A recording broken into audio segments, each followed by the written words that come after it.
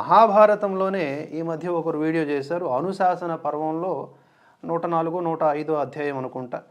అందులో సాక్షాత్తు మహాదేవుడు చెప్తాడు, నేను శ్మశానంలోనే ఉంటాను, నాకు అది అత్యంత ఇష్టమైన ప్రదేశము, అక్కడ ఉన్నటువంటి భూత గణాలను నేను ఉద్ధరిస్తాను, కంట్రోల్ చేస్తాను అని చెప్తూ ఉంటాడు. మరి శివుడు కేవలం శ్మశానంలో ఉంటాడా? శ్మశానంలో కూడా ఉంటాడు ఆయన. శివుడు అన్నింటా మనకి ఉండేవాడు. శివ అంటేనే శుభంకరుడు, శుభములు కలుగజేయువాడు అని అర్థం. విష్ణువులకు ఉన్నటువంటి అనేక నామాల్లో శివ నామం కూడా మనకి కనిపిస్తూ ఉంటుంది అనేది పెద్దల మాట. శివుడికి విష్ణువుకి ఏమన్నా భేదం ఉందా అంటే లేనే లేదు. ఆ రెండు స్వరూపాలు కూడా ఒకరి గురించి ఒకరు తపస్సు చేసుకుంటూ ఉంటాయి అని కూడా మహాభారతం మనకి స్పష్టంగా చెబుతూ ఉంది. అసలు ఆ రెండు వేరైతేనే కదా, అవసరాన్ని బట్టి ఏది వ్యక్తం కావాలో అది వ్యక్తం అవుతుంది. దేన్ని పట్టుకున్నా మనం ఉద్ధరింపబడతాం. కానీ ఎప్పుడు శివుడిని పట్టుకుని విష్ణువుని ద్వేషించామనుకోండి, లేదా తక్కువగా చూసామనుకోండి, మనసులో కించిత్ భేదాన్ని కలిగి ఉన్నా సరే అది నిష్ప్రయోజనం అవుతుంది. విష్ణువుని పట్టుకుని శివుడిని తక్కువ చేసుకున్నా అది నిష్ప్రయోజనం అవుతుంది. తప్పకుండా ఈ రెండు కూడా శాస్త్ర విరుద్ధాలు, పరమాత్మకు వ్యతిరేకమైనటువంటి భావజాలాలు. సరే, పరమాత్మకు వ్యతిరేక భావజాలాలు ఎవరు నిర్ధారించగలరు? ఎవరూ నిర్ధారించలేరు.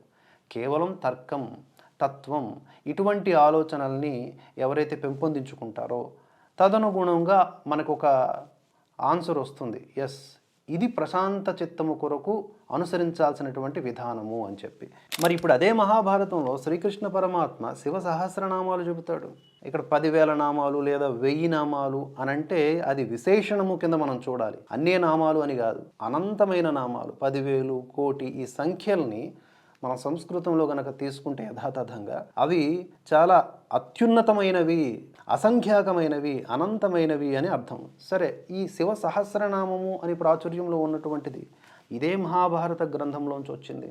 అదే శ్రీకృష్ణ పరమాత్మ చాలా స్పష్టంగా చెప్పాడు, నేను శివుడి కొరకు తపస్సు చేశాను, శివుడు నాకు వరాలు ఇచ్చాడు. శివుడు 8 వరాలు ఇస్తే ఉమాదేవి 8 వరాలు ఇచ్చింది. ఇలా వాసుదేవుడు తనే అయినటువంటి శివుడి కోసం తపస్సు చేయటం, శివుడు తనకి తానే వరాలు ఇచ్చుకోవటం, అంటే కృష్ణుడికి ఇంత అద్భుతమైనటువంటి దృశ్యాలు కనిపిస్తే, ఇంత మిత్రభావాన్ని పెంపొందింపజేసే ఘట్టాలు కనిపిస్తే వాటిని విస్మరించి మహాదేవుడే స్వయంగా చెప్పాడు, ఇక ఆయన శ్మశానంలోనూ ఉంటాడు, అతడు ఒక క్షుద్రదేవుడు అన్నట్లుగా, అంటే మనస్సు, చెప్పాను కదా, మనస్సులో భావనది. అలా వాటిని చెప్పుకుంటూ తాము నమ్మినటువంటి లేదా తాము భగవంతుడికి పెట్టుకున్న పేరు, తాము ఎంచుకున్న దారి ఇవి మాత్రమే ఉత్కృష్టమైనవి అనేలాగా ప్రచారం చేసుకుంటూ ఉంటారు. అది ఉత్కృష్టం కాదు, అత్యంత దౌర్భాగ్యకరమైనటువంటి ఆలోచన.